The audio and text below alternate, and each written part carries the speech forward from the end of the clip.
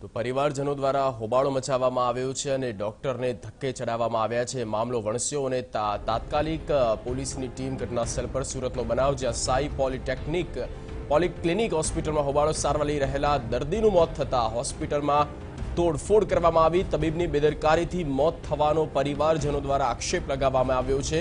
Sai પોલિક્લિનિક hospital Surat ખાતે આવેલી છે, ત્યાં આ બનાવ દર્દીનું મોત થયું અને મોત થવા પાછળનું કારણ તબીબની બેદરકારી જવાબદાર તેના પરિવારજનો કહી રહ્યા છે અને તેને ધ્યાનમાં રાખીને હોબાળો મચ્યો છે અને સાથે જ મામલો ખૂબ જ વણસ્યો અને તેના ડોક્ટરોને પણ ધક્કે ચડાવવામાં આવ્યા અને મામલો વણસતાની સાથે જ પોલીસ વિભાગની ટીમ તાત્કાલિક ઘટનાસ્થળ પર આવી હતી અને પરિસ્થિતિને કાબૂમાં લેવા માટે પ્રયત્નો કરવામાં આવ્યા હતા। સમગ્ર ઘટનાની વાત કરવામાં આવે તો સુરતનો બનાવ જ્યાં તબીબની બેદરકારીથી મોત થયું હોવાનો પરિવારજનોનો આક્ષેપ અને આ આક્ષેપો કેટલા સાચા તે તો તપાસનો વિષય તે આવનારા સમયમાં ખ્યાલ આવશે। પરંતુ આખી જો ઘટનાની વાત કરવામાં આવે તો જે દર્દી હતો તેની સારવાર માટે આ હોસ્પિટલમાં ગયો હતો સાઈ પોલિક્લિનિકમાં અને ત્યાં તેની સારવાર ચાલી રહી હતી। અચાનક તે મૃત્યુને ભેટ્યો અને ત્યારબાદ પરિવારજનોને અંગે જાણ થઈ અને પરિવારજનો દ્વારા સ્પષ્ટપણે આક્ષેપો લગાવવામાં આવ્યા છે કે તબીબની ડોક્ટરની બેદરકારી છે અને બેદરકારીનો ભોગ તેમના પરિવારજન બન્યા છે, તેમના દર્દી બન્યા છે અને દર્દીનું મૃત્યુ થયું છે। આ સમગ્ર ઘટનાને લઈને તાત્કાલિક જ પોલીસ વિભાગની ટીમ પોલીસ વિભાગનો બેડો ત્યાં ઘટના સ્થળ પર આવી ચૂક્યો હતો અને હોસ્પિટલમાં તોડફોડ પણ કરવામાં આવી છે। આપ જોઈ શકો છો ક્યાંક હલ્લાબોલ અને તમામ પરિવારજનોની સાથે ત્યાં જે પ્રત્યક્ષદર્શીઓ હતા તેઓ પણ આ આક્ષેપોમાં જોડાઈ ચૂક્યા હતા અને આપ જોઈ શકો છો વિરોધ કરી રહ્યા છે આ ડોક્ટરની બેદરકારી છે સ્પષ્ટપણે તેવું કહેવું છે પરિવારજનોનું। પોલીસ સમજાવટના પ્રયાસ શરૂ થઈ ચૂક્યા છે, પોલીસ સમજાવી રહી છે। બીજી તરફ જે મૃતદેહ છે તે જ અવસ્થામાં જોવા મળી રહ્યો છે, ત્યાં જ જોવા મળી રહ્યો છે। આ સમગ્ર ઘટનાને લઈને હોસ્પિટલનું જે મેનેજમેન્ટ છે, હોસ્પિટલના જે ડોક્ટર્સ છે તેમની પર આંગળી ચીંધવામાં આવી છે, તેમના પર અનેક સવાલો અહીંયા ઊભા ને ઊભા।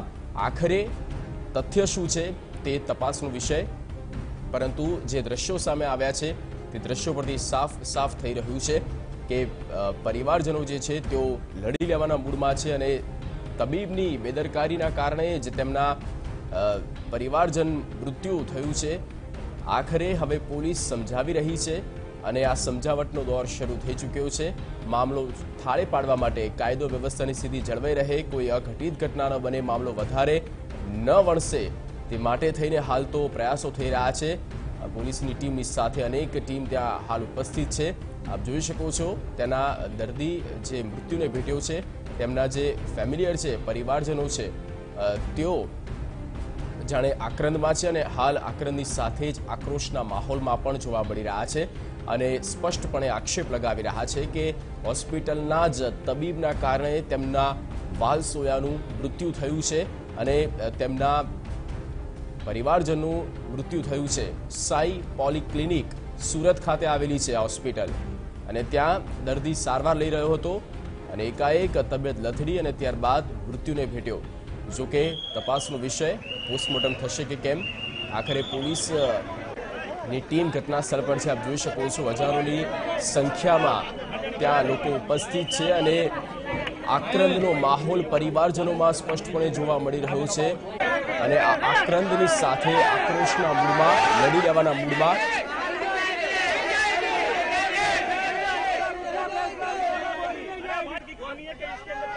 જે હંગામો થયો હતો તેના દ્રશ્યો અમે આપને બતાવી રહ્યા છે અને સાથે જ આપને અપડેટ આપી દઈએ કે હાલ જે પરિસ્થિતિ છે તે કાબૂમાં છે।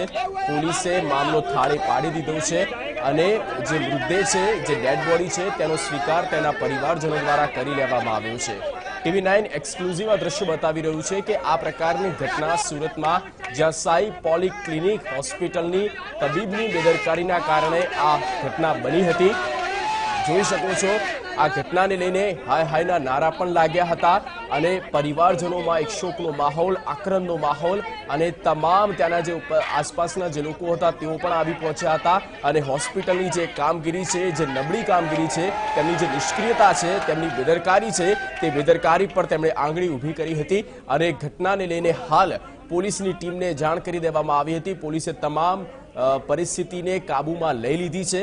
હાલ સ્થિતિ કાબૂમાં છે, પરંતુ જે પ્રકારે આક્ષેપો થયા છે તેને લઈને આગામી સમયમાં કાર્યવાહી થશે અને આ ઘટનાને લઈને હવે આવનારો સમય બતાવશે કે જે આક્ષેપો કરવામાં આવ્યા છે તેમાં તથ્ય કેટલું છે।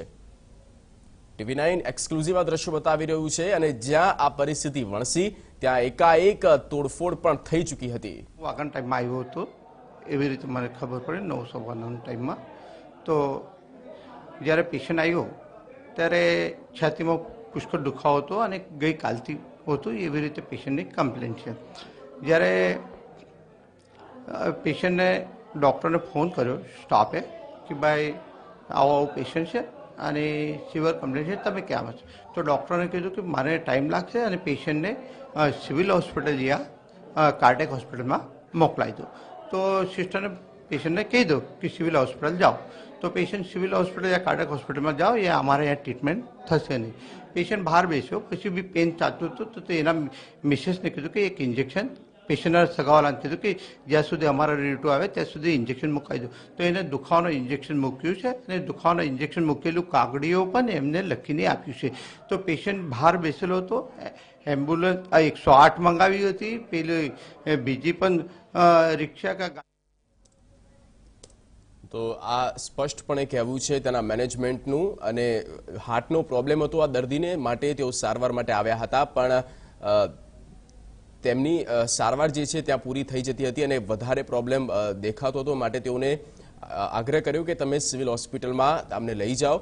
પેશન્ટને પણ કહી દેવામાં આવ્યું, તેમના પરિવારજનોને પણ કહી દેવામાં આવ્યું।